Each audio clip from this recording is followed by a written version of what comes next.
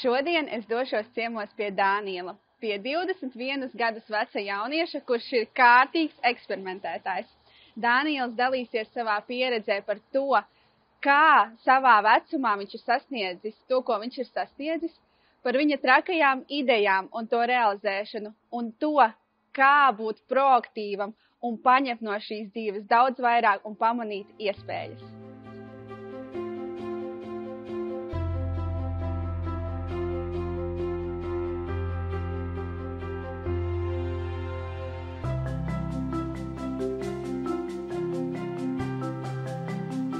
Čau, Daniel. Čau, Laura. Man prieks, ka mēs šodien esam satikušies. Apsveic. Jā, un ka tu varēsi padalīties ar savu stāstu, jo man liekas, ka tavs stāsts ir viens no tiem un tā pieredze, ar kuru saskarās ļoti daudz jauniešu un cilvēku vispār kopumā.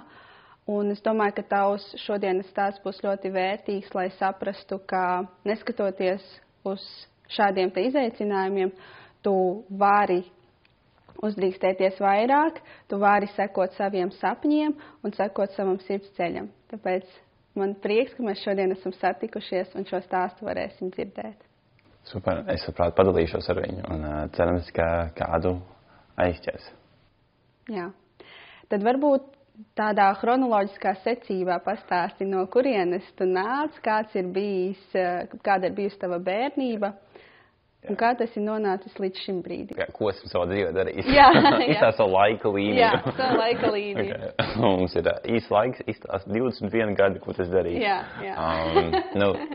Viss sākās 2002. gadā, tad es piedzimu, bet varbūt izēju tā bišķi ātrāk cauri. Es uzaugu tādā ļoti lielos laukos, ciematā Liepupe. Vēl kādai nezinās. Kad izdeviens nezinu, reizi kāds pasaka, lauzi zinu, man tāds, ko nopietni. un es tur uzaugu, es dzīvoju laukos, kā es minēju.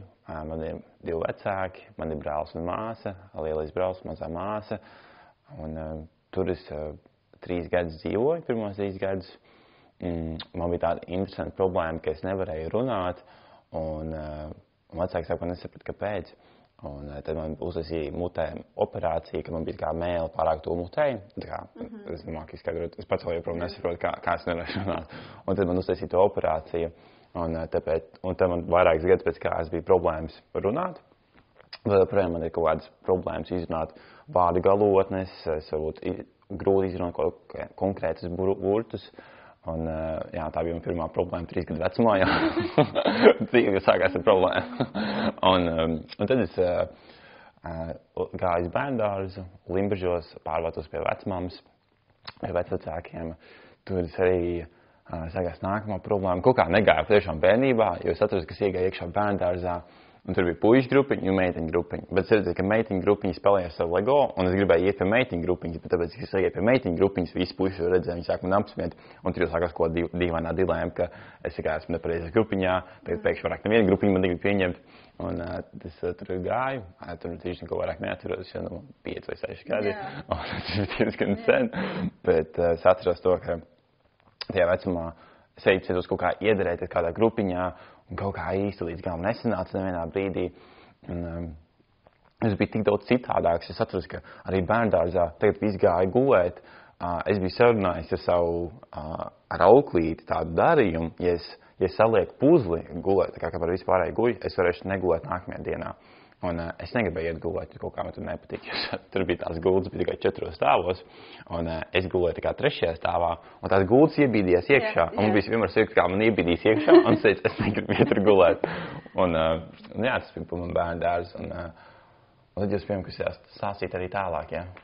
Jā, tu vari varbūt pastāstīt, kā tev bija pēc tam iejusties skolā, vai skolā tev bija vieglāk iejusties un atrast savu vietu? Nē, bija trakāk tieši. Viss pasliktinājās 1. klasē, kad es bērndārzā mācījos Limbažos. Un tad 1. klasē es gāju atpakaļ uz Liepupi pie saviem vecākiem dzīvot.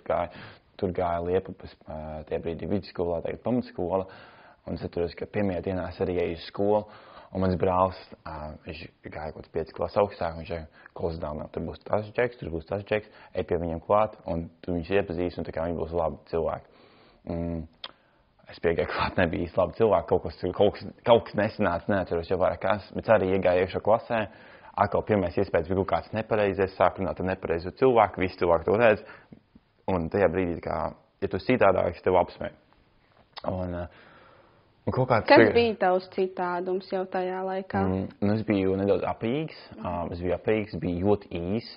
Šobrīd 1,93 m. Es vienā vasarā biju no īsākā cilvēka klasē uz garāko. Tas bija ļoti interesanti. Es biju īs, es biju apīgs, mana mamma strādāja vietējā veikalā, kur daudz zināja, daudz apsmēja kā sliktu darbu. Man bija ar runāšanu grūti, kā es minēju, man nebija smieklīgākais, man īsti, kas dzīvē nenotika, jo pirmā klase, kas tev var notikt, tas vienīgais, kas arī spēlējas smilšu, kas tev atkal aizvakar. Un es biju tā kā tas vājākais, man liekas, punkts klasē, kur bija visvieglāk apsmiet. Un es pretojos tādā veidā, kas tā kā cilvēkiem deva vairāk enerģiju man mobbingo, kaitināt. Un tas tā kā mobbings kaitināšana gāja no pirmās klases līdz kaut kādai, man liekas, 8. 9. klasē viņam beidzās viena interesanta iemesla dēļ, bet to pēc tam. Un mans mobbings notika. Intriga. Un tā kā meksikāņu seriāls. Tur mobbings notika gan no klases biedriem, tas bija emocionāli, ka viņi apsmēja par tevi, kāds tu esi, par tavu ģimeni, kāda viņi ir. Un tas ir tieši sāpīgi, ka tavu ģimeni apsmēja. Tas ir, nezinu, kā tā var iziet, tā kā to var vienkārši neņemt vērā. Arī, ka tu kā grūži sit arī no paralēlu klasēm, no skolotāju puses, ka skolotāji tā kā redz, ka tas notiek, un viņi reizēm pat piebalso viņiem, ko tu dari, tu vajadzēja būt manā pusē. Un es atceros, ka ejot jau pāris gadus priekšu, ap 5. klasi, mums ejot skolā sanāca tā, pēc 4. klases tu esi lielo galu, un tagad tu ej tā kā uz skolas otru pusi, kur tajā stundas un citos kabinetos, un mēs tur notika mājturības stunda, katru pirmdienu, man liekas, 5. vai 6. stunda, un mums notika kopā ar vienu paralēlu klasi augstāku. Un es atceros, katru reizi, kad es gāju šo stundu, es gāju ar tik ļoti lielu naidu. Es domāju, es nevēlos šeit būt, jo katru reizi, kad es iegāju iekšā, viņi ņēma penālu, mētāja apkārt, viņi paķēma somu, skrēja projām, vienkārši smējās, skolotājs tur sēž, un viņš vienkārši skatās. Es atceros, katru reizi tur gāju, un es nevēlos tur būt. Un es vienkārši eju raudādams bieži vien mājās, un vai stundas vienkārši vidū izēju ārā, atnāk atpakaļ raudādams, un tie klases biedri, mēs jau tikai jokojam. Bet tu nevari teikt to pašu joku 9 gadus un vietas, kā viņš vienā brīdī. Viņi tur redz, ka otrs cilvēks ir raud par to, tas nav īsti smieklīgi. Tur ir kaut kādā robežā jābūt, bet laikam logskolās tas nav tāda nodefinēta. Ļoti nepārāk labi klases biedri bija. Jā, tur man vispār... Tas tevi spēcināja, kā tev liekas šī pieredze, vai viņa tevi padarīja kaut kādā ziņā vairāk ievainojumu, vai kas ir tas, ko tavuprāt tu vari iegūt no šīs pieredzes tagad ar šo te prātu un domāšanu? Man ir tā, ka man šobrīd, es šobrīd strādāju jaunas organizācijā un arī mēdīja aģentūrā, un man visi apkārt cilvēki, pēdējos 4 gadus teikuši, Daniel, es tev nekad neredzu dusmīgi, es tev nespēju nokaitināt, es tev varu izdarīt jau ko, tu būsi miera stadijā. Mums arī pirms pāris dienām notika ķībēla viena projekta, kas ir 114,000 eiro vērtībā, un visi paniko, un es ir mierīgi, dzēra savu tētiņu, visi saka, viss būs labi. Un man liekas, tas, ko tas darīja, man ir tik liela stresa tolerants šobrīd, un arī, ja kāds man kaut ko pasaka, tas patiešām, viņš pat tas cilvēks nevar man aizskart, jo tas, kas man ir noticis, tas viens komentārs, man ir pilnībā vienalga. Un tas man ir devis ļoti labu tādu spēju, kas ļoti nodara piemēram vadībā, kas nodara tieši šajā sfērā, kur es tagad darbojos. Tāpēc es to nenovēlētu, bet es redzu, ka tam bija vērtība. Bet es to nenovēlētu. Kas ir varbūt tas, izejot cauri šai te pieredzei un tagad atskatoties uz to visu ceļu, kas ir bijis, ko tu novēlētu vai varbūt pateiktu tiem jauniešiem, kas sastopas ar savā dzīvē ar mobbingu, kuri varbūt iet cauri šim te procesam tagad? Ko tu ar savu pieredzi viņiem teiktu? vēl paturpināt par mobbingu, man bija vienā brīdī tik traki, ka, piemēram, 6. klasē es gandrīz atņēmu sev vairāk kārt dzīvību, mēģinājis vairāk kārt bija, un par laimi neveiksmīgi. Vienā reizē man mazā māsa pārtrauc, nezinot, un otrā reizē man viens skolas klasbiedrs zvanīja par mājas darbu, tā kā tieši šajā brīdī, patrāpies pareizajā brīdī, bet ejot laikam uz priekšu, man liekas, iemesls, kāpēc tas nenotika tā kā atkal, ir tāpēc, ka es atradu kaut kādu mērķi sev, ka es atradu, ko man vajag, ko es gribu darīt. Es atradu, ka es centos motivēt, es savu ārējo motivāciju es meklēju YouTube'ā motivational speech, es liku zolziņam tā kā rītīgi tā motivēju sev, visi ies uz priekšu, un es jūtu labi uz priekšu, bet tas īsti nepalīdzēja, tā kaut ārēja motivācija, ka cilvēks saka, ka viss būs labi, tas nedod. Tas, kas man palīdzēja, ir iekšēja motivācija. Un tas, kā es to atradu, ir, es vienkārši paskatījos savu dzīvi, ko es daru. Es tajā brīdī ļoti daudz spēlēju videospēles, un es ļoti aizrāvu, un tā bija arī labs veids, kā vienkārši aizbēgt no realitātes tajā brīdī. Un es vienkārši skatījos to lietu, domāju, ok, ko es varu šo darīt? Un tajā brīdī es atradu citus cilvēkus, kas arī spēlē videospēles internetā, pilnībā citā, pasaules stūrī. Un mēs izvedījām komandu, un mēs vienkārši piedalījāmies turnīros videospēlēs. Tā kā tas nebija nekāda ienākuma, tas nebija nekas tāds, bet vienkārši atradu vēl vienu lietu, ko es varu darīt, kas man patīk. Kaut kas, kas tevi piepilda un arī palīdz varbūt tik galā ar to stresu, ko tev rada skola. Jā, un man liekas vienkārši tā kā es vienkārši sāku eksperimentēt ar lietām, ko man patīk darīt. Ļoti daudz ko mēģināju, bet es to mēģināju ārpus tās vides, kur mani kaitināja vai mobbingoja, jo tajā vidē es neko nebūtu gatavs eksperimentēt, bet mājās, kad esmu pie datora, esmu citā pasaulē, es varu būt cits cilvēks tur, un tāpēc ir daudz vieglāk eksperimentēt, darīt lietas, ko tu būtu citu nedarītu. Tāpēc tas, ko es ieteiktu, eksperimentēt, interneta vidē vai citās vidēs, kur nav šie cilvēki, kas tev kaitina, un meklēt mērķi, atrast lietas, ko tev patīk darīt. Aizmirst kaut kādus procesus. Jā.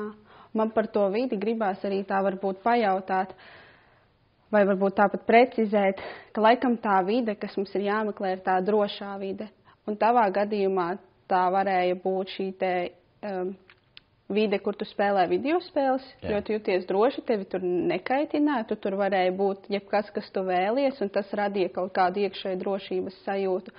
Un man liekas, ka tas, ko ir vērts darīt arī šiem te jauniešiem, varbūt arī viņiem ir jāmeklē sava drošā vide, drošie cilvēki. Un tas, ko tu papilnē, varbūt tu vari vēlreiz atkārtot par šo te mērķi, meklēt to, ko tev patīk darīt, kas tevi aizrauj, ka tas ir ļoti svarīgi, jo tas palīdz tajos brīžos, kad tā ārējā vide ir tik haotiska un satraucoša, noturēties spēcīgam iekšā. Jā, es varu paturpināt par to, kā es redzēju savu mērķi. Tajā 6. klasē, kad man bija tieši vissmagākais brīdis, es tajā brīdī iegāju vienā videospēlē, ko sauc Counter-Strike. Kāds tai zinās. Protams, CS, kurš nezinu CS. Un tur ir tāds princips strādā tā, ka tur ir 5 cilvēki par 500 cilvēkiem, ko viņi tur dara, nav īsti svarīgi, ņemot vērā, ka šis ir projektieturs.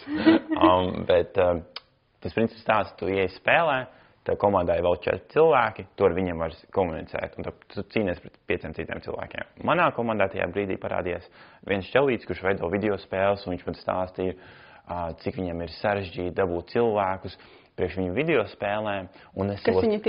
Kas tieši spēlē? Jā, un es savos 13 gados teicu, nē, tu vienkārši nemāki. Pēc viņam bija kaut 25 gadi, saka, tu vienkārši nesaprotos, iedod man, es tā dabūšu to cilvēku. Un tas, kā tas izvirzījās, ir, es tā kā biju tie drošajā vidē, es kaut ko smējos ar vienu cilvēku, un beigās izvērtās par to, ka mēs pēc tam sazinājāmies pēc šīs spēles. Viņš man iedeva savu produktu, es viņu izmēģināju, es uztaisīju aprakstu šim produktam, un es saprotu, ok, man šis patīk. Un tas, ko es darīju tālāk, es rakstīju videospēju veidotājiem, es viņiem palūdzu, vai es varu testēt viņu produktus, es aprakstīšu, tā kā ko uzlabot, ko mainīt, kas labs, kas slikts, pa brīvu, vienkārši izdodēt produktus pa brīvu, un es to sāku darīt. Un tad vienā brīdī sāku viņus publicēt, un tad sāku man tā kā augt arī cilvēki, kas man sako līdzi. tas aizgāja tālāk, piemēram, ka vienā brīdī man jau sāka videospēju veidotāji paši nāk pie manis, ka prasīt, vai tu vari notestēt mūsu produktus. Un saka, jā. Un tad vienā brīdī es pārgāju to, ka vai man nāk pie manis un prasa, vai tu vari notestēt mūsu produktus, un mēs tev maksāsim. Un tad vienā citā brīdī pārgāju, vai tu vari dabūt cilvēkus, kuri testēs mūsu produktus, un mēs maksāsim par to, ka tu viņš menedžē. Un man liekas, tajā brīdī, ja es būtu domājis to pašu tālāko posmu, es to nekad nebūtu izdomājis. Es vienkārši sāku ar to, man patīk spēlēt videospēles, krūtis videospēle, krūtis džeks, izpalīdzēšu viņam un izmēģināšu to. Un es vienkārši aizvirzījās uz to, ka es 3 gadus testēju videospēles, man par to sāku maksāt, man tas reāli patika, es atradu savu mēķi, un man sāk cilvēki sekot internetā. Mēs vienā brīdī izveidojām komunu līdz 250,000 cilvēkiem. Un es atceros... Cik? 250,000 cilvēkiem. Un, Daniels 14, 15 gadi, jā. Jā, bet tajā brīdī es nevienu to nesaku. Un tur tā lieta, kā tajā brīdī es vienkārši darīju tas, ko man patīk. Tas nebija tāds, tu vajag kaut kādas stratēģijas, tu sazunies kaut kādiem investoriem. Tu vienkārši dari to, ko tev patīk. Tu testē spēles, tu publicē rakstus, tu veido kaut kādas pasākumus internets vidē, turnīrus, tu, nezinu, karaoke vakarus ar 100 cilvēku vai kaut kādas, un tu veido kaut kādas platformas. Un tas vienkārši viss nāca tik dabiski, jo man tas patika. Un vienā brīdī es atceros, ko tā 8. klases beigās, jo tā kā es runāju savam klases beigās, kaut ko man ir tik ļoti vienalga, ko viņi saka, jo es vienkārši izvilku ārā telefonu, esmu tajā citā pasaulē, man tik ļoti tas interesē, ka viņi man vispār pat nevar aizskait. Un es atceros, ka tajā brīdī tas ir kaut kā savā ziņā pārgāja, jo viņi vienkārši redzēja, ka viņi nevar nekādu emociju dabūt no manis. Bet tas bija citādāk, jo tagad viņi pirms tam tēloja, ka viņi neko nedabūja no manis, bet šajā brīdī viņi patiešām nedabūja. Un man liekas, viņi to izjūt. Patiešām vairs neinteresē. Jā, man patiešām neinteresē. Un es atceros, ka 9. klasē, ka viņi uzzināja to, ko es daru internetu vidē, jo es patiešām tas, ko es darīju, atdalīju viņus, tās vides, lai tie cilvēki nekad neuzzinātu, ko es daru, es negribēju viņiem apsmēt, kaut kas būtu demotivēt. Un es atceros, ka viņi uzzināja, un viņi prasīja, vai es varu nākt pie tevis strādāt. Un tas vienkārši bija tik smieklīgi, tā kā tie cilvēki, kuri tā kā tev kaitina, redzot tev citā stāvoklī. Redzot tavu izaugsmi. Jā, un tā kā nāk pie tevis. Bet tas, kas man visvairāk tajā brīdī palīdzēja, tas, ka es vienkārši patiešām atradu vienu lietu, kas man patīk. Un es nezinu, cilvēkiem tas varbūt šūt, es ģitāru spēlēt, es skriet, es smiltīm spēlēties, tur smiltīm arī kaut ko forši izveidot, nezinu. Ir taču arī tie, kas taisa lielās smilšu skulptūras. Jā, tieši tā. Tu pilnībā tu vari atrast jebko, kas tev patīk un aizrauj un mesties tajā iekšā. Jā, jo sevišķi, ja vecumā tev nevajag atrast tādu lietu, kas tev nesīs naudu. Tu vienkārši dari tas, kas tev patīk, un ar laiku tu kļūsti tik labs, ka tu piesaistīsi sev cilvēkus apkārt. Ja piemēram tajās pašām smilšu kultūrām. Es zinu, es ticu, ja tu izveidosi smilšu skulptūras, publicēs kaut kur, tu dabūsi cits cilvēks, kam arī tas interesē, tu sāks ar viņiem runāt, un tev būs tā kā foršs krūtis burbulis, kurā būs, un man tas arī izveidojās. Un tas, man liekas, bija tas pats galvenais tajā brīdī. Tad 9. klasē es to internetu uzņēmumu beidzu, jo man tās prioritāte dzīvē bija būt citādāks. Es prioritizēju tie brīdi 9. klases eksāmēs, jo man vecāki teica, tas, ko tev vajag. Viņi īsti nesaprata, ko es tur daru internetā, un tāds labi. Un es to interneta biznesu atdevu vienam draugam, vienkārši tāpatās, kurš viņu pārdeva pēc nedēļas, un diezgan tāda veidīga sajūta, ka es viņam atdodu, viņš reiz pārdod, bet labi, es esmu tīts garām tam, esmu piedevis viņam, nerunāju ar viņu vairāk, bet esmu piedevis. Un es 10. klasē aizgāju uz Limbažolas ģimnāziju, un kaut arī man bija interneta biznesa pirms tam, es biju ļoti droši interneta vidē, bet fiziskā pasaulē es biju jūtos jau tāpēc nedroši. Es atceros, ka 10. klasē es runāju vienu klases biedru no Liepupes, un viņš viņam stāstīja, atceries, kā mums tur gāja 3. klasē, kā man tur kaitnēja, kāpēc neko nedarīju. Ko mēs gājām vienā skolā? Man cilvēki, ar kuriem es mācījos 9 gadus kopā, viņi reāli sāka pamanīt tikai ap 7. klasi. Mēs bijām 15 cilvēku klasē, mēs bijām 100 cilvēku skolā. Viņi man nepamanīja no 100 cilvēkiem skolā. Tas ir tas tik klusi, ka tu tev pat neredz. Un 10. klasē tas, ko es gribēju izdarīt, es gribēju to mainīt. Un ieejot jaunā vidē, tas bija tik salīdzinoši viegli, jo tu vari būt jebkas, neviens tev nepazīst, tu vari eksperimentēt. Un tāpēc 10. klasē es atceros, kad es aizgāju uz jauno skolu, es uzreiz ar cilvēkiem sāku runāt, tā droši par sevi, taisītot tādu, es vienkārši raksturēju savu kā drošu cilvēku, kas esmu gatavs komunicēt, kas esmu ekstraverts, esmu gatavs darīt jebko. Un kaut kā notika tas princips fake it until you make it, ka tu vienkārši saki, ka tu esi droši par sevi, ka tu esi ekstraverts, ka tu vari runāt ar cilvēkiem un ka viss būs labi. Un kaut kā tas reāli arī praktiski aizgāja, jo es atceros, ka... Vienā brīdī tu pats tam sāki ticēt. Jā, un tad man parādījās viens labs draugs, kurš tajā brīdī jau bija gājis trenažera zāli, viņam bija 18, bet izskaties, ka viņš gājis trenažera zāli jau 30 gadus, un viņš man stāsta, vēl satnāk līdzi, man tāds, es aiziešu līdzi, jo es tajā brīdī teicu visam jā, un kas izskaties, kas nebojāt man veselību. Jā. Svarīgi piebilst. Jā. Un tas, mēs sākam viens trenažera zāli, es sāku justies arī fiziski drošāks par sevi, jo kaut arī es, piemēram, pirmajā klasē bija tāds īs, ļoti apīgāks, un laikam ejot uz priekšu, tas, kas notika, es izaugu no īsākā klasē uz garāku, 1,93 m, es biju 60 kg, 1,93 m, es biju ļoti zem svāra, es biju ļoti nedroši par savu fizisko izskatu. Kad es sāku iet uz trenažera zāli, tas kaut kādā ziņā palīdzēja man tā disciplīna, ka tu ej 3 reizes nedēļā, ka tu sāc iest pareizi, ka tu trenējies kā pāri robežām, tas man ļoti palīdzēja. Un tad jau pēc apkādiem 3-4 mēnešiem es jau jūtos kā patiešām droši savā ķermenī. Bišķi arī veselīgāk jutos, jo tas bija ļoti neveselīgs svars. Un tad es atceros, ka mums uz skolu atnāca, un lai šis patiešām tāds veiksmes stāsts, kāpēc šobrīd šajā birojā pat esmu. Mums uz skolu atnāca viens jauniešu domas vadītājs no jauniešu centra, un tajā telpā bija kaut kāds 150 cilvēki, un viņš pastāstīja, kas ir jauniešu doma, kas ir jauniešu organizācijas, kāpēc jauniešiem vajadzētu nākt tur piedalīties. Un es vēl biju nedaudz kautrīgs, un es domāju, labi, ko es iešu, es neiešu. Bet visi piecējās un iet projām, un tas vadītājs, viņš sauc Aleks, viņš uzbjāva L2, no 150 cilvēki. Man viņš uzbjāva, draudzi, atnāc paraksties. Un es domāju, iet, neiet, un es kaut kā aizgāju. Jā.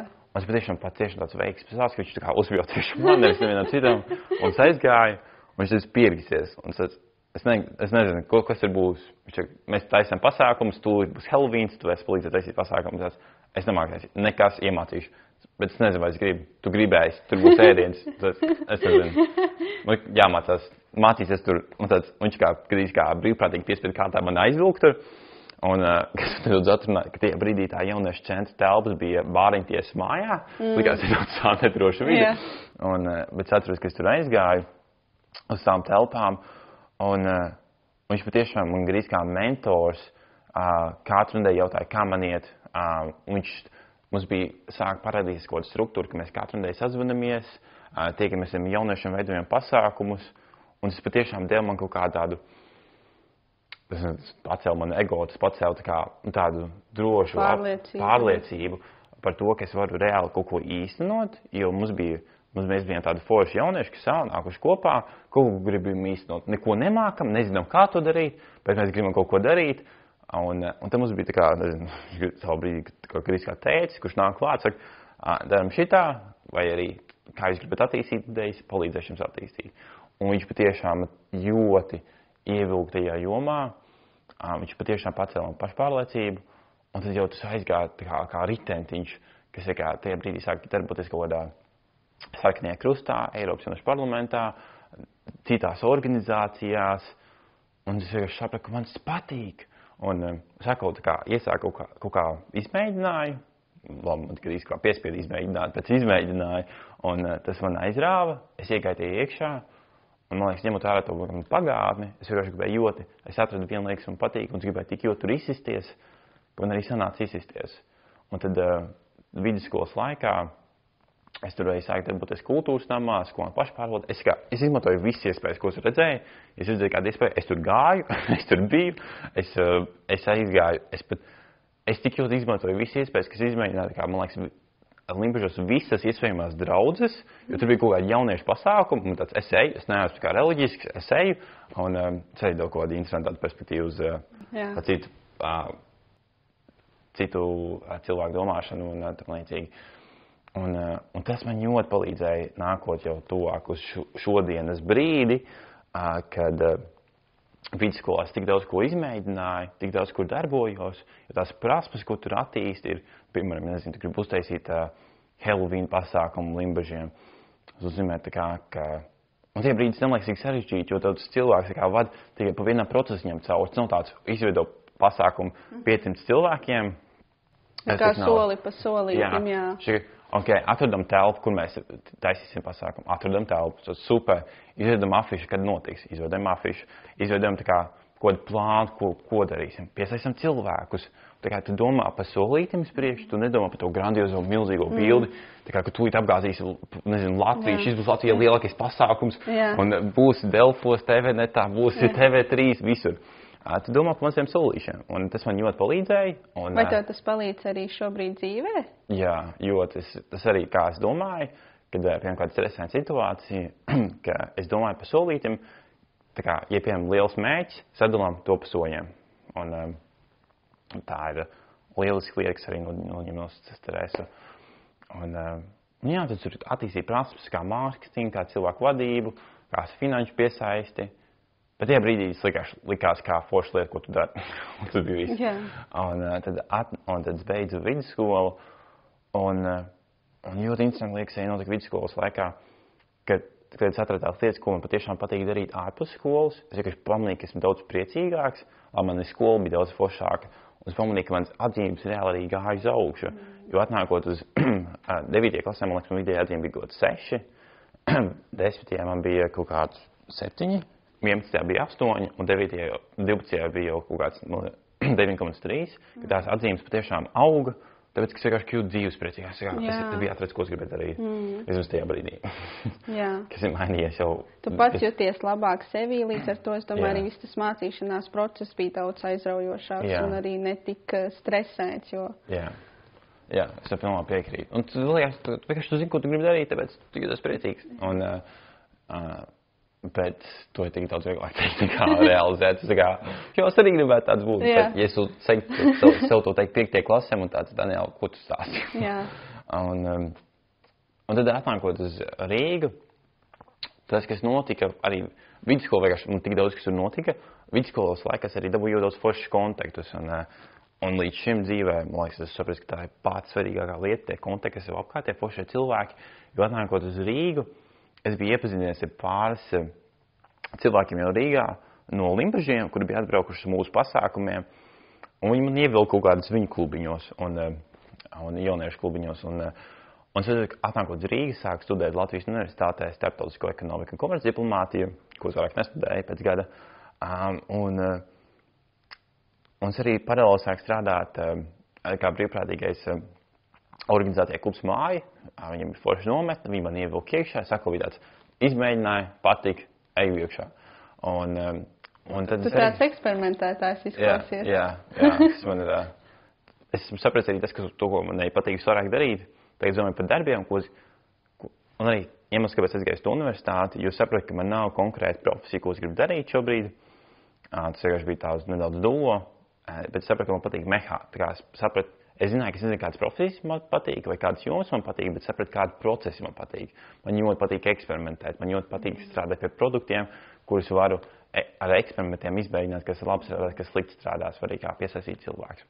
Man gribas vēlreiz šo te kā uzsaukt, ka tev nepatīk, tu nezināji kādu profesiju tu gribi, bet tu zināji kādi procesi tev patīk. Man liekas, šī ir tik vērtīga doma, ko vispār paņemt dzīvē, ka bieži vien, kad mēs nezinām padomāt, ko man patīk darīt kā procesā. Es nevaru izcelt, neviens var izcelties, ko darīs pēc 20 gadiem. Man vecmāma varēja izcēloties, jo viņi strādāja vienā darbā 60 gadus, bet es zinu, ka es strādāšu vienā darbietā 60 gadus.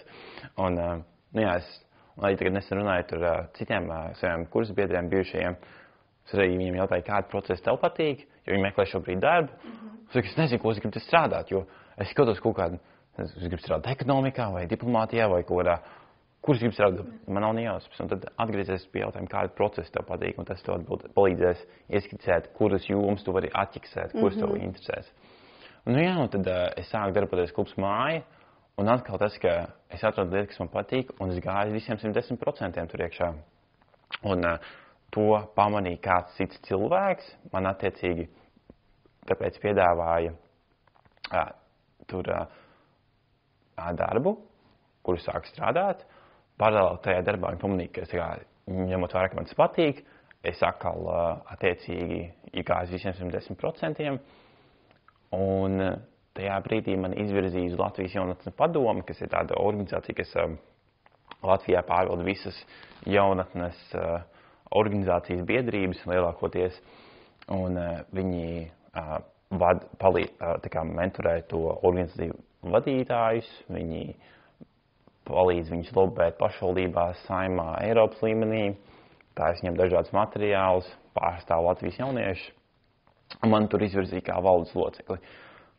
Un vienkārši ejot atpakaļ, pāris gadus iepriekš, es patiešām nebūtu aiztēlojies, bet atkal tas princips, ka es sapratu to, ko man patīk darīt.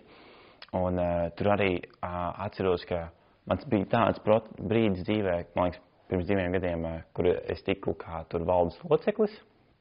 Tā kā, ka man jāpabīd šī organizācijas priekšu, mani pieņēma klubs māja kā projektu vadītājs, man pēkšņi bija jāvada 50,000 eiro projekts. Es nebiju nekad vadījis nevienu projektu. Tas bija patiešām tāds tā kā fake it until you make it, bet tā kā es pat nezināju, ko fakeot, jo es nezināju, kas tur būtu jādara.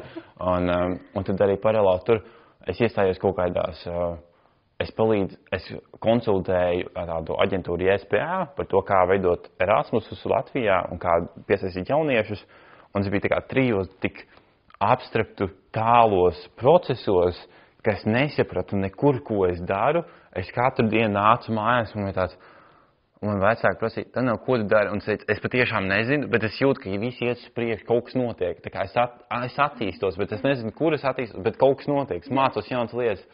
Un tas bija patiešām, liekas, viens no tādiem sarežģītākajiem brīžiem manā dzīvē, tieši no karjeras puses, ka es gāju pēc tā principa, ka es eksperimentēju, un tur es ļoti svarīgi mācību iemācījos, ka tajā brīdī man dzīvē bija viss 100% jauns. Es nebiju nekur drošā vide. Bija visur kaut kas jauns, kaut ko tu mācies, tu nekur nerelaksējies. Un es atceros, ka te pusotrs mēnesis bija tāds rītīgi trakais brīdis, kur tu piedalīsi kaut kādā sapulcēs un tu prasa tavu viedokli, kā, nezinu, piemēram, mēs iesim par deputātiem un runās par jauniešiem, un tu vienkārši šeit un saka, es nezinu, esmu jaunietis, kāds runāt viņu vietā, un tu patiešām neko nesaproti, un es atceros, ka tas bija tik traki, ka pēc kāda mēneša man bija jāpievienojas vienā sazvanā, un jārunā par kaut ko neatceros, man nesvarīgi jautājumi, un vienkārši es jūtu, ka es nevaru vairāk palpot,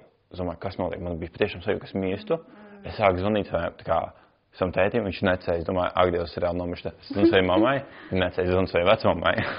Un viņa pacīja tagad, un viņa stāsta, kas ir. Un viņa saka, tu izklūst, ka tev vienkārši panikas lēkme. Un man bija pirmo reizi dzīvē panikas lēkme, vismaz tādā stadijā. Un, jo viss, ko es darīju, bija patiešām tik abstrakt, ka es neko nesapratu. Visur bija tā trauksmēna, tāda piegarša visām tām lietām, jo tu nejūties droši tajā. Jā. Un, jo kā es biju darījis, es eksperimentēju, un tagad tu eksperimentēji ar jaunām vidēm, tu pareizi teji vai nu tā kā uz citu vidi, kur tu neesi kad strādājis, ka tu nezini, kā tā vidi strādās, vai arī tu kaut kādu amatu augstāk, un es tā kā visās savās dzīves sfērās biju pagājis amatu augstāk vienlaicīgi, un tas vienkārši priekš man tajā brīdī bija pārāk daudz, bet par laimi pēc pāris mēnešiem es jau biju pieredzis, bet pēc tās reizes arī pēc principa, ka ja es dzīvoju kaut ko mainu, man liekas svarīgi tā, ka vismaz 70% man ir tā kā stabili, ka, piemēram, lielāko daļu no saviem darbiem es zinu, un ka es mainu 30% no saviem darbiem.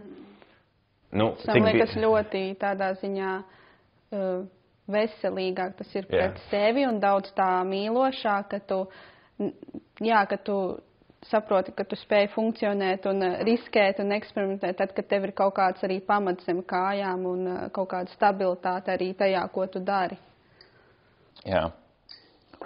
Citādāk, ja tu visu dari pilnībā no nulles, un tu nesaproti, ko tu dari, tas ir...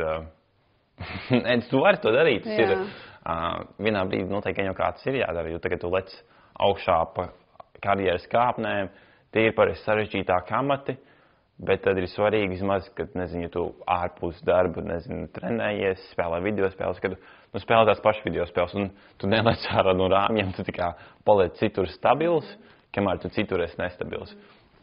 Un, nu jā, un tas gads bija tāds, man liekas, tāds stereotipisks darba holiķa gads, kur es visu cauri gadu man bija universitāte, man bija tas projekts, ko es vadīju klubs Māja, un bija Latvijas jaunais padomē tas darbs, kur es vadīju to organizāciju, un tas vienkārši skatoties atpakaļ pagājušo gadu, tas bija, es strādāju mēnesī ap 240 stundām, plus vēl universitāte.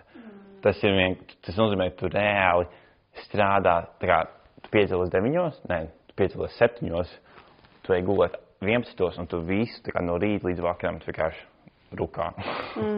Bet mentāli, tas nebija tā kā fiziski, tu neko nerodz, bet vienkārši mentāls laiks strādā.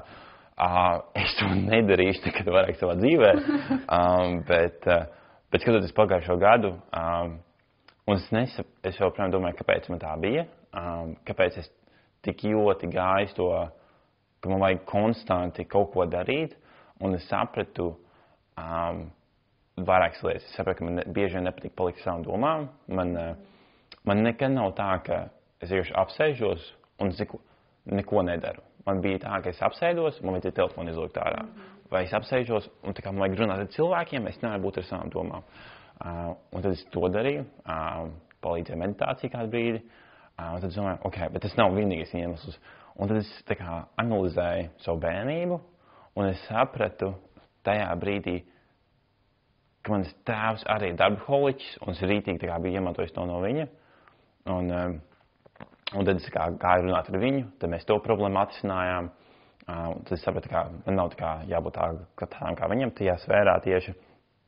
Un jūs atceros, kad es biju mazs, kad es gāju piemēram kādā, nezinu, 5. vai 6. 7. klasē, tur arī bija tā, ka mēs pa vasarām pārējais palīdzējām remontēt māju, un tur bija tā, ka mēs tā kā vasarā tā kā remontējām, ko bijām istabu, tā kā ņemam ārā visi pamats, sienas, griestus, un mēs parasti tā kā darbojamies no 6 rītā līdz 11 vakarā.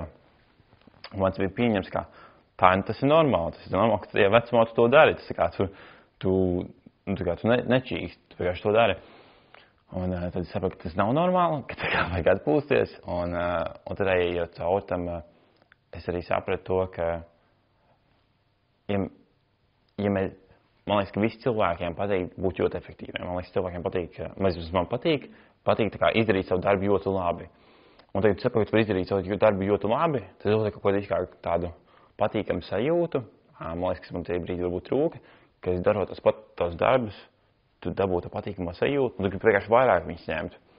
Bet, ja tu ņem vairāk, tu viņus nevar darīt tik efektīvi, un tu nedabū vairāk to patīkamo sajūtu, un tad tu tāds ritenis, ka tu ņem vairāk, bet tu nevar izdarīt. Un es atrados, ka tā kā tas kūkas gabaliņš ir garšīgs, bet ja tu apēdīsi to visu kūku, tev visdrīzāk sāpēs vēders, un tu vairs neizjutīsi to, cik tā kūka ir garšīga, vai ne? Tu vienkārši norīši. Un tad es sapratu, un es arī sapratu, tas bija tas brīdis, kad es biju tā kā sācis, tā kā, jo 8. klasē, tas, ko, piemēram, 10. klasē, ko es sāku darīt, es sāku iesaistīties vairākās vietās, un es visās vietās centos izaugt. Un augoties vietās, tu parādi sev iespējas, un tas nozīmē, ka tu vienlaicīgi sāc darboties arvien vairāk vietās, un ja tu visu centies attīstīties, tu īsti neesi nekur. Tu esi tik ļoti izdrumstalots pa visurieni, bet tu neesi īsti nekur. Un tad pagājušajā gadā es atceros, ka bija tā, ka es darīju ļoti daudz ko, bet visvairāk enerģija man ņēma tas, ka man vajag pārslēgties no viena pienākuma uz otru pienākumu. Ļoti labi tevi saprotu. Jā, un... Been there, done there. Jā, un varbūt bišku vēl saprat, jo tas bija gada vidus, uz gada beigām jau. Un sapratu, ka man vajag sākt specializēties. Ja, piemēram, es tajā brīdī darīju 12 dažādas lietiņas, un kas man liekas kā normāli. Tu neaizdomājies par to. Tas liekas kā dabiski. Tu vienkārši dari lietas, kas tev patīk. Tas ko es teicu, bet tās lietas, ko tev patīk darīt. Bet tur ir tā kā papildus pielikumi, ko tā kā man neviens nestāstīja. Kas tie ir, varbūt, tad tu vari padalīties? Jā, darot to, ko tev patīk, pirmkārt, kad tu izmēģini, bet atstāj to, ka pirmkārt tev ir kaut kāds komforts fonā, kur tu saiki var atslāpt.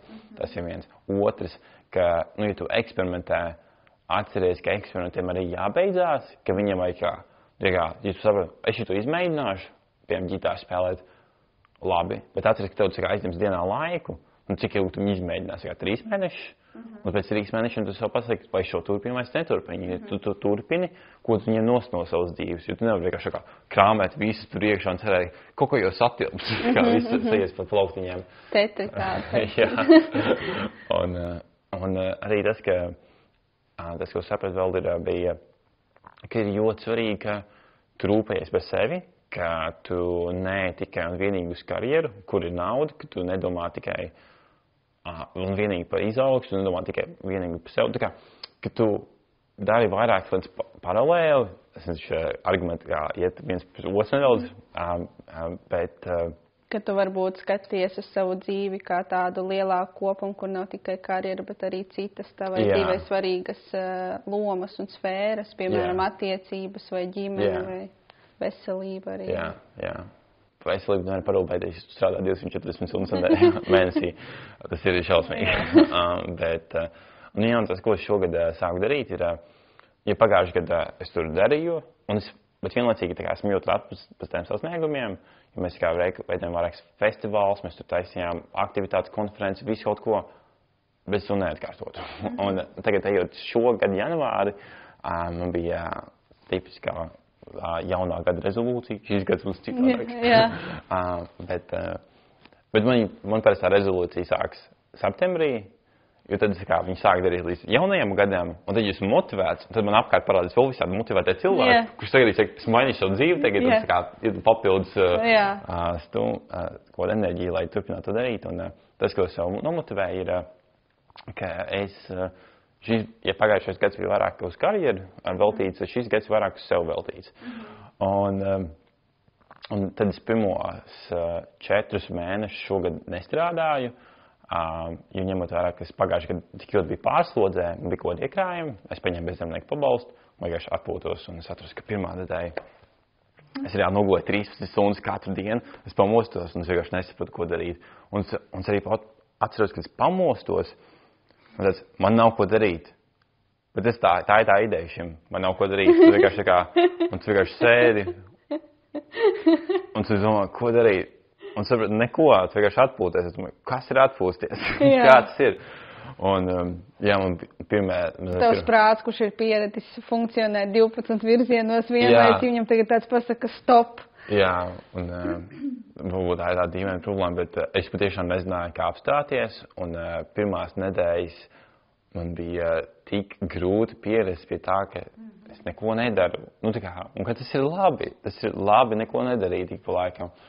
Un tad es sāku iet uz trenižera zāli, un tas palīdzēja, un tad es kaut kā noplīst no tās ķēdes, un tad es gāju atpakaļ pie darbiem.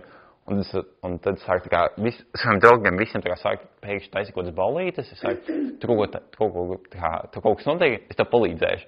Un tad es sāku to darīt. Man liekas, bija februāri. Man tāds, nē. Un tad es viņiem saku, sorry, es nevaru. Man jāatpūšās, es nevaru. Un tad pienāca marts. Un viņi bija tāds, ok, labi, marts ir tagad ir gana labi. Es tagad daru kaut ko, bet es arī atpūšos. Un tas marts bija tāds ideāls mēnesis, ko es cenšos dabūt savā dzīvē šobrīd. Un tad man sākās tāda jauna dzīves sfēra, ka es iepriekš biju strādājis jaunatnes jomā. Es it kā biju sasniedzis tās jomas nedaudz griestus savā ziņā. Jo nākamais līmenis bija iet kā Eiropas līmenī, bet nezināju, vai es gribu tajā jomā strādāt visu dzīvi, jo man viņa patika, bet es zināju, un tā bija vēl viena piebilde. Es atradu to, ko man patīk, bet nezināju, vai tas ir izcilais variants, jo tu vari atrast vienu lietu, kas tev patīk, piemēram, tev patīk vadīt projektus, Bet tu sapratīsi, izmēģinot dārzniecību, to dārzniecību reāli interesē 5 reizes vairāk, un tas ir tavs sapnis. Bet, ja tu neizmēģinās, tu nezinās. Un tāpēc tas, ko es sāku darīt ap martu beigām, kad paņem savu mēnesi brīvu, es domāju, labi. Aizgāja ravēt dobas. Aizgāja ravēt dobas. Pie vecmāmiņas uzņēmos projektu jaunu. Bet es sāku meklēt tos procesus, kas man patīk. Es sāku saprast, ko esmu darījis, ko man patīk darīt, ko man nepatīk darīt, nu, kā esmu kategoriski pret, pa ko esmu kategoriski par, ko man obligāti vajag. Un es sapratu, ka man ļoti labi padodas mārketings. Un man patiešām ļoti labi padodas mārketings, un to man cilvēki apkārt teikuši, un es pats to sapratu. Un tas, ko es izdarīju, ir, es uztaisīju nelielu kampaņu par to, kas meklēja darbu. Un es publicēju visur, kur vien iespējams. Es nosūtīju kādās 70 Facebook grupās, nosūtīju 100 human resource managers kompānijām. Es atriku 500 vakanču mājaslapas, kuras publicēju savus CVs. Es pieteicu uz kādās 20 vakancēs. Un sakau, un es nezinu, kas man tā pa lietu, kad es kaut ko daru, es tik nopietni tajā, jo tagad tu meklē darbu, un pāris cilvēks nesūtīs savu CV 500 mājaslapās, bet es to kaut kādiem daru, un tāpēc man atnāca viena no labākajiem piedāvājumiem, ko es savā dzīvē varētu pat iztēloties.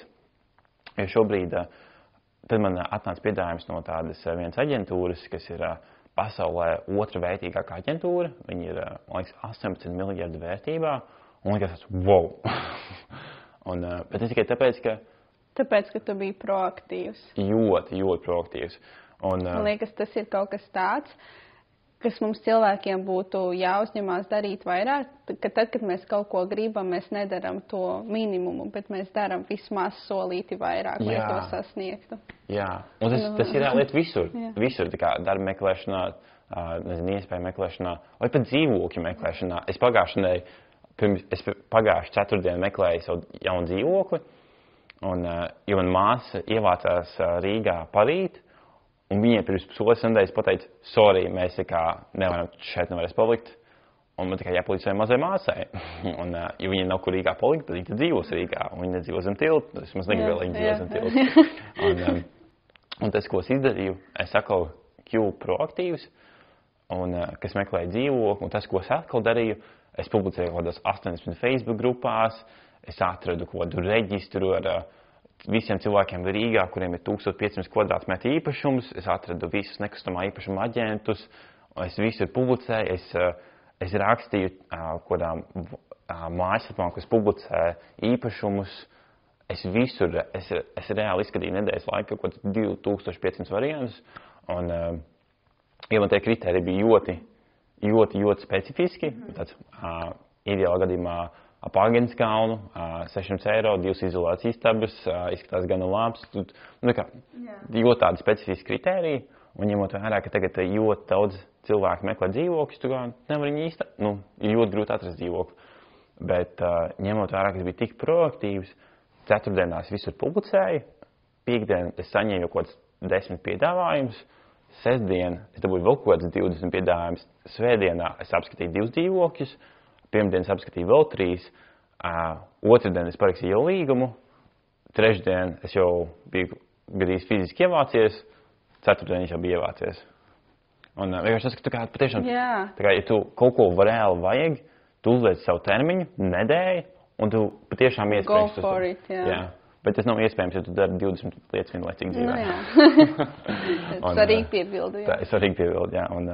Un šobrīd, tas, ko es daru, ir, es strādāju starptautiskā mediju aģentūrā, palīdzu taisīt mārketinga stratēģijas vairākām kompānijām, starptautiskām, un paralēli attīstu jaunu uzņēmumu, mentorēju jauniešu klubs Māja, mācu uz jaunu profesiju, un tādas 4 lietas, ko es ļoti specializējos, vēl pārāk daudz, jā. Jā, bet man... 3 reizes mazāk kā 12. Jā, 3 reizes mazāk kā... Tieši tā, progress ir. Un man ir ideja, ka tuvākajā laikā 2 no tām lietām mainīsies. To pat neteikšu kamerā, ka kuras no tām 2, un nomainīsies pret vienu lietu, tad man būs 3 specializācijas, un tad es to 4. lietu plānoju apmainīt pret ģitāras mācīšanos, lai fokusētos atkal uz sevi. Bet tas, kā es nonācu līdz šodienai, ir, es patiešām konstanti eksperimentēju dažādām lietām, un tagad es eksperimentēju, iegāju uz visiem 110%, es sapratu, man patīk, nepatīk, ja man nepatīk, es reāli negāju, nemocīju sevi. Un, tas tik svarīgi. Jo lieta, ko es iegūt augstākā izglītība, es iesaku visiem iegūt augstākā izglītība. Tā kā, ja tu nezini, ko darīt dzīvē, tas bieži viens būs drošākais solis daudziem cilvēkiem. Tas bija tas, ko es darīju. Es nomācījos 1 gadu, un es saprotu, ka tas nav priekš manis, un es gāju projām. Es nenožēloju, absolūti nē. Es apšaubu, ka es iešu, jo tā profesija, kuras tiecos šobrīd, kas ir produktu vadītājs, tur nav nepieciešamība. Runāt ar tiem cilvēkiem, kas tur strādā tajā jomā, un man nav nepieciešamība dabūt augstāko izglītību. Man ir nepieciešamība pierādīt sevi caur portfolio, caur pieredzēm, tam līdzīgi, bet man nav nepieciešama. Bet es to sapratu, un es sev nemocīju. Kur savulaik man ir 2 vairāk kursbiedri, kuriem es vēl komunicēju, un es ar viņiem vakar vēl sarakstījos, es prasīju, kā tu jūties, ka tu rīt jāiet uz universitāti, ja viņiem vēl palikuši 2 gadi. Viņi saka, es tik ļoti negribu iet uz universitātes. Skaidrs, labi. Un es domāju, vai tu pēc tam strādāsi ekonomikā? Nē, man vispār nepatīk matemātika. Un tāds, kāpēc tu turēji? Vienkārši, lai diploms būtu tāds, labi, skaidrs. Un, man liekas, ja cilvēks saprot, ja tu eksperimentē, ka šajā gadījumā ir universitāte, un tu saproti, ka šis patiešām nav tavs, šis tādi, jo neņemat man viedokli vērā šo, bet personīgi, ja es iet uz universitāti, saprotu, ka tas nav priekš manis, un ja es saredzu, ka no tā diploma vien nav tik liela vērtība, lai es upurētu 4 gadus 12,000 un savu laiku, tad es to nedarītu. Es atrastu universitāti, kas man patīk, vai arī izmēģinātu daudz dažādas profesijas, caur praksēm, strādā kā minimālā algā. Kompānijas vienkārši, ja tu uzrakstīsi pareiziem cilvēkam kompānijā, teiks, labi, vai atradīsim to, ko darīt šeit. Izmēģini, un tu sapratīsi, ko tu gribi darīt, un mācies to. Nebliez lieki laiku zemē. Vai es pareizi sapratu tā kopsumējot šo te tavu novēlējumu un iedrošinājumu, ka ir labi eksperimentēt, un tajā brīdī, kad tu saproti, ka tas nav tavs, ir ok no tā aiziet prom un mesties iekšā jaunos eksperimentos, kamēr tu atrodi, kas ir tavs. Yeah. Un tā proaktivitāte, ka tās iespējas patiesībā jau ir ļoti daudz un dažādas. Mums nav jāsamierinās ar kaut ko tādu, kas mums reāli nepatīk un kas mūs padara nelaimīgus. Yeah. Un ar laiku tās iespējas paliks ar vien labākas. Es atceros, ka es biju lauku, Liepupē, es skatījos apkārt un es patiešām neredzēju nevienu iespēju. Manā lokā bija 0 iespējas. Un tajā brīdī es biju tas, kas veidoja sev iespēju, ka es darīju to savu hobiju. Un tad tas, kas man notika, ir, ka apkārt parādās cilvēki, ka tad tu sāc ar viņiem runāt, un viņi nodod tev iespējas. Un ar laiku, no tā, ka tev nav neviena iespēja, tu parādīsies, ka tev ir iespējas, tad tu parādīsies, ka tev ir labas iespējas, un tad tu parādīsies izcils iespējas. Un tad, ja tu reiz sāk skatīties, kurš labāks, kurš varbūt tu nevēlies. Un reizēm, bet es zinu, ka man ir bijuši tādas ļoti darbaholisma tipa izaugsme, ļoti ekstrēma, ļoti strauja, bet vienlaicīgi es gribu uzsvērt to, ka reizēm ir būt labi slinkam, un patiešām tā reizēm ir labi, un nevajag mocīt sevi līdz galam, nevajag, mums kā viena dzīve tikai, mums ir tikai tie draugi, kas mums apkārt, un mums ir ģimene, man liekas, tas ir bišķi svarīgāk, nevis kā ķert naudu tikai un vienīgi. Jā, tu saki darbaholisms. Jā, un man liekas, ka ar laiku arī, kāpēc es tā saku, tāpēc, ka tad tev sēž pretī vēl viens darbaholisms. Man arī ļoti patīk strādāt.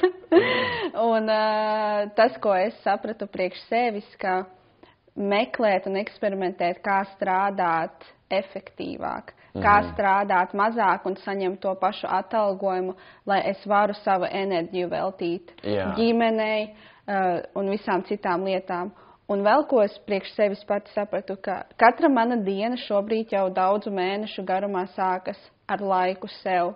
Ka katru dienu, kad es pieceļos, pirmais un svarīgākais cilvēks esmu es sev pati, tāpēc es no sākuma iedodu sev. Un tad es dodu visam citam, darbam, ģimenei, attiecībām, visam. Un tas ir kaut kas tāds, kas strādā priekš manis. Es arī nezinu, vai tas strādātu priekš citiem, bet tā ir kaut kāda mana formula, ko es priekš sevis esmu atradusi. Un es aizvien vairāk eju tajā virzienā, ka parādās šīs te iespējas, kā strādāt efektīvāk. Jā. Un tāpēc, varbūt tas darba holisms nav tik slikts, ja tu viņu sāc pamanīt, ja tu viņu sāc apzināties un ja tu saproti, ka tajā ir daudz labas īpašības, šī te mērķtiecība, šīs te ambīcijas, šī te vēlme strādāt un darīt labi, bet kā es to varu darīt tā, lai nedarītu pāri sev un turpinātu baudīt arī citas dzīves jomas. Nē, es pilnīgi piekrītu. Man liekas, tas ir ar visām īpašībām. Kā visām īpašībām ir ko labais un sliktais, un ja tu apzināsi, ka tev ir tā īpašība, skaties, vai viņi patiešām tikai laba. Ja piemēram, tikai un piemēram cilvēks ir tieši tā, ja ir laba un slikta īpašība atkarībā, tu vari būt tieši, bet kad tu piemēram pasniedz informāciju cilvēkam. Tas patās ar darba holismu. Ja tu apzināsi, ka tev viņš ir, tad tev piespēdī kārtā jādod savu atpūtu, arī jāatvēl. Vienkārši pat ja tu nevēlies to darīt, tas ir jādara, lai tu varētu ilgāk pēc tam vairāk strādāt, ja tu vēlies tos mērķus. Es tev pilnībā piekrītu, un vēl man tāda piebilde tieši ienāca tikko galvā, ka ir svarīgi saprast, kāpēc ir šis te darba holisms. Man liekas, tu jau to ļoti forši pieminēji, ka priekš tevis tu saprati, ka tas ir kaut kāds veids, kā tu vari aizbēgt no savām domām. Un tad arī ir jautājums, varbūt, ka tajā brīdī, kad es apstājos, un es ar tām domām pasēžu vai atrodu citus alternatīvus veidus, kā strādāt ar to, lai tās domas nav tik uzmācošas un nav tādas, no kurām man gribās bēgt. Šis te mindset work domāšanas darbs, ko es arī esmu ļoti daudz veikusi ar sevi, ka tā balstiņa, kas man ir galvā, viņa ir kļuvusi par manu draugu. Ne jau par kaut kādus. Agrāk man vienkārši nezinu, man likās, ka man tur sēž kaut kāda, es nezinu, naģa, kura reāli man visu laiku borē kaut kādus mēslus par to, cik neprasmīga, cik nesmuka, cik šitāda un tāda es esmu.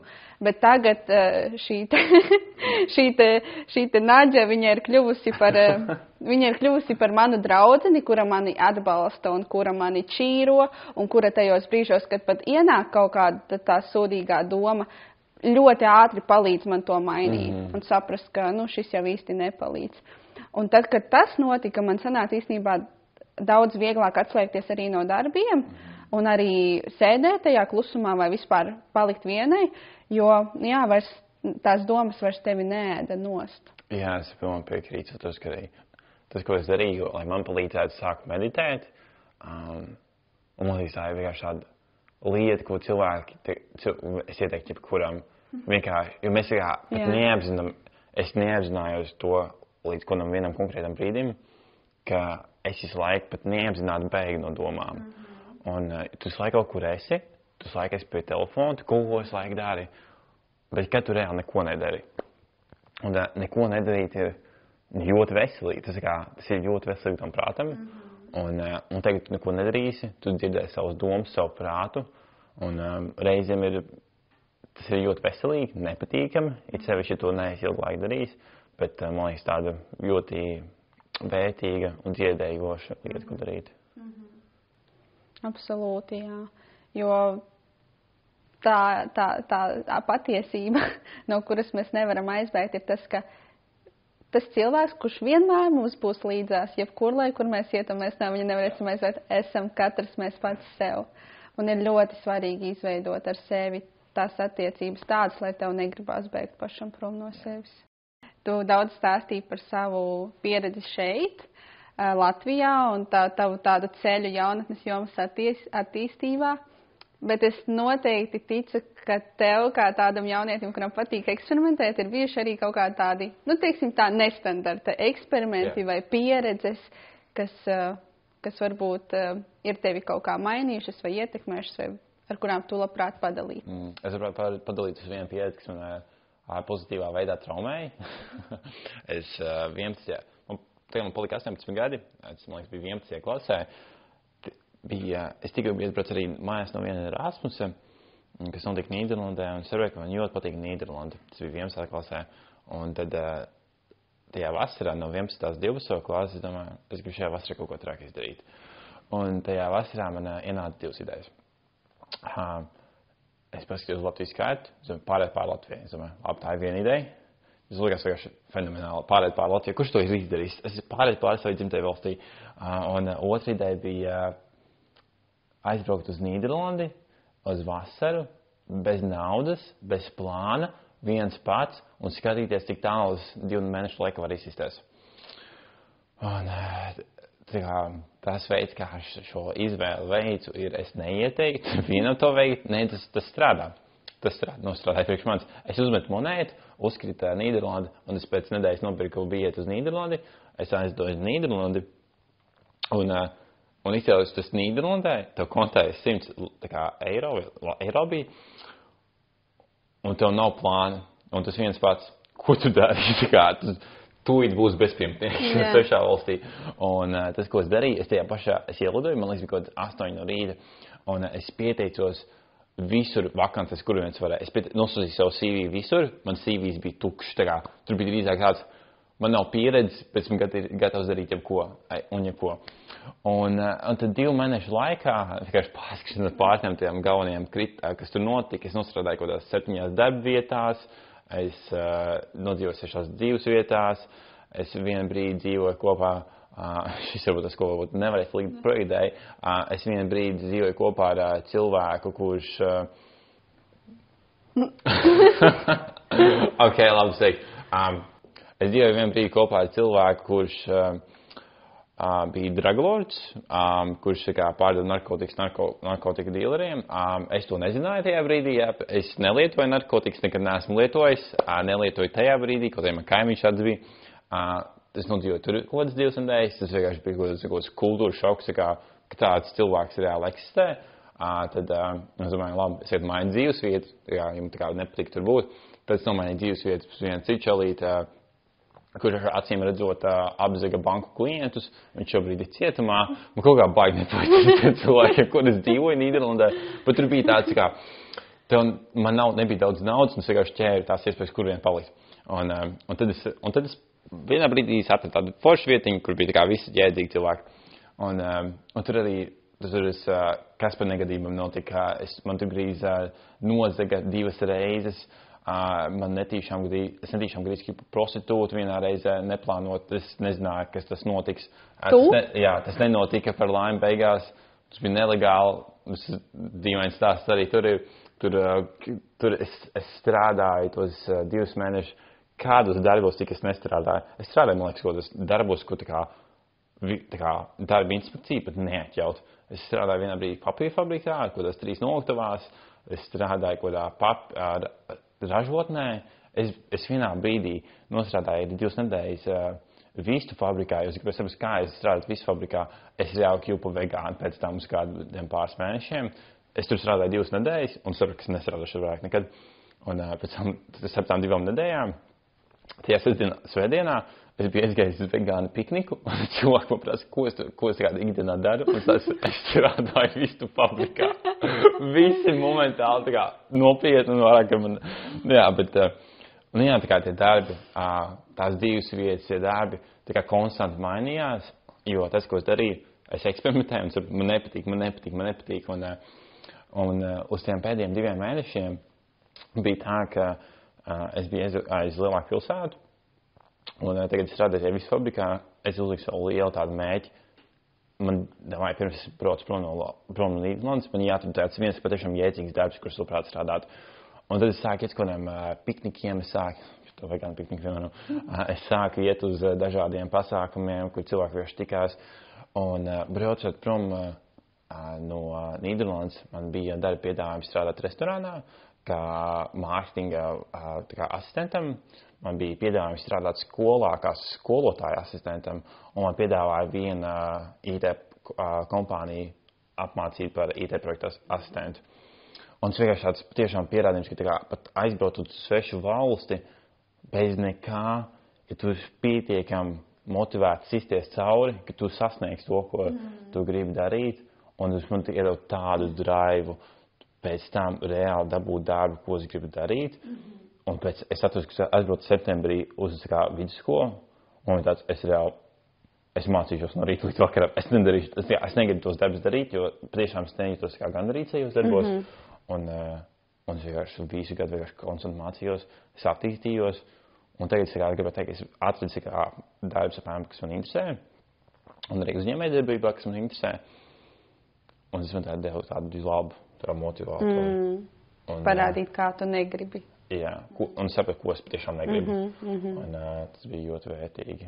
Un tad vēl bija tas pārgājiens. Nu, jā, tu teici par to vienu ideju tajā vasarā, bet tu viņu īstenoji šogad. Jā. Un tur gan tu tiki visur Delfos TV, jā, TV3. Jā, tur par laimi tur tiku ar Nīderlandes braucienu. Tas ir, jā, tas būtu diezgan traģiski būt otrādi. Bet šovasar es gāju pār Latvijai. No Zilupes līdz Ventspilī, 18 dienas, 650 kilometri. Ideja man galvā bija kaut 4 vai 5 gadus. Pirmajā gadā es aizbraucu uz Nīderlandi, tad man kaut kāda projekta parādījās, un man tāds, nē, šogad es gribu to darīt. Šis ir kā tāda viena no tādām pēdējām idejām, ko es gribu, viena no tādām lielajām idejām, ko es gribu īstenot, kas man nāk vairākas gadus līdzi. Jā. Un es decembrī uzrunāju savu draugu Jēkabu sabiedriskajā transportā. Es viņam teicu, Jēkab, ko tu dari vasarā? Es nezinu, es viņam izvilku ārā datoru, parādu, klausies, man ir ideja iet pāri Latvijai, esmu izveidojis Excel, kur maršruts, ejam, šis devai ejam, un tāds nopietni, tāds ejam, tāds, patiešām ejam. Un tad mēs vairākus mēnešus no vietas plānojam par to, kā mēs iesim, ko mēs ņemsim līdzi. Mēs piesaistījām vēl trešo draugu Kārli, kurš mums palīdzēja ar mārketingu. Un tad mēs trietā sākām vadīt šo procesu, ka mēs iesim pāri Latvijai.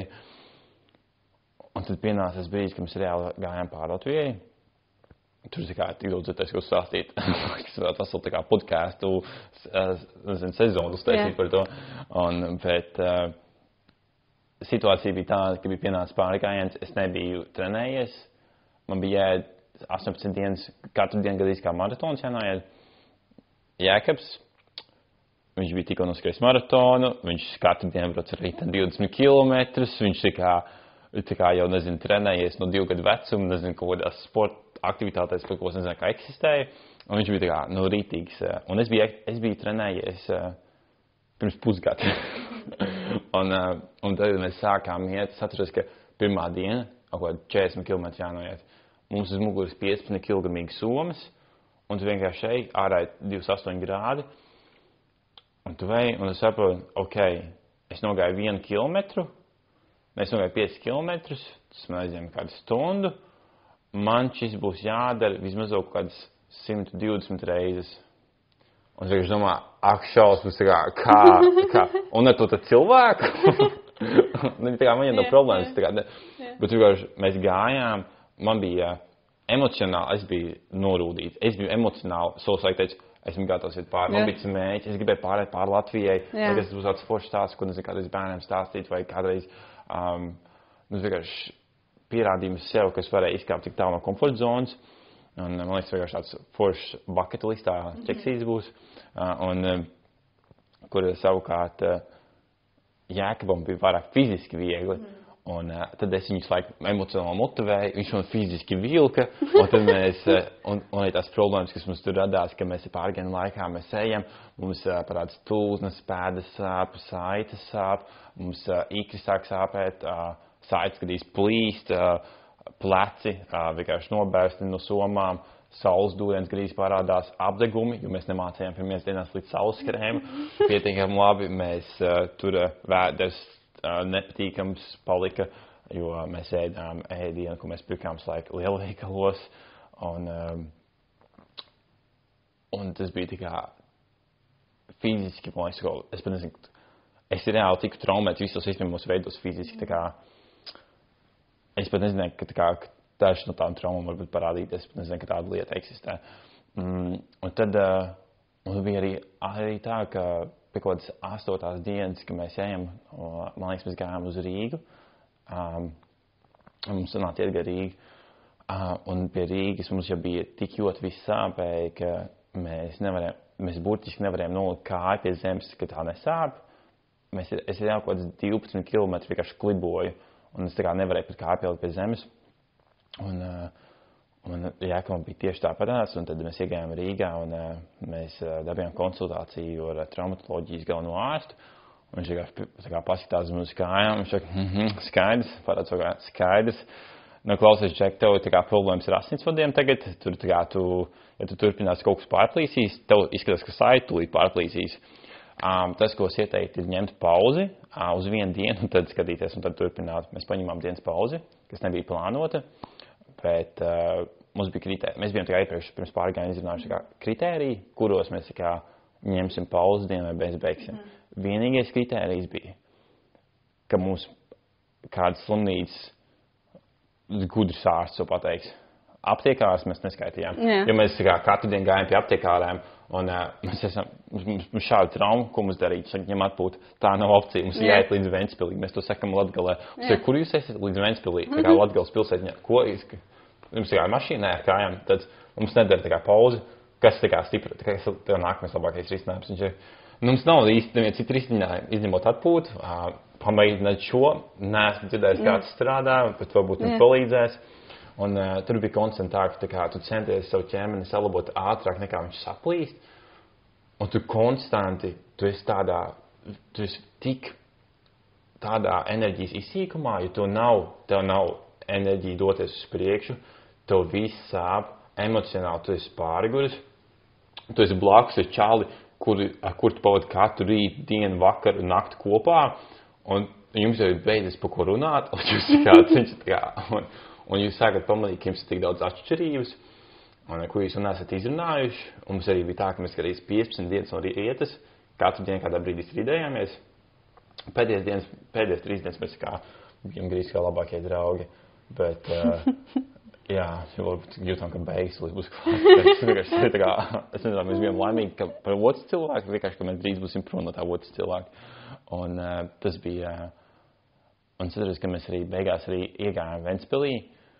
Mums bija tā, ka, un viss pārgājienu laikā, arī pils, mēs palikām pie svešiem cilvēkiem, mums nāca līdzi sveši cilvēki visu laiku, tas bija tā kā plānots nāca līdzi, nebija tā kā Rīgā kāds čalīts, redzēja, ka mēs sevišķi nāca līdzi.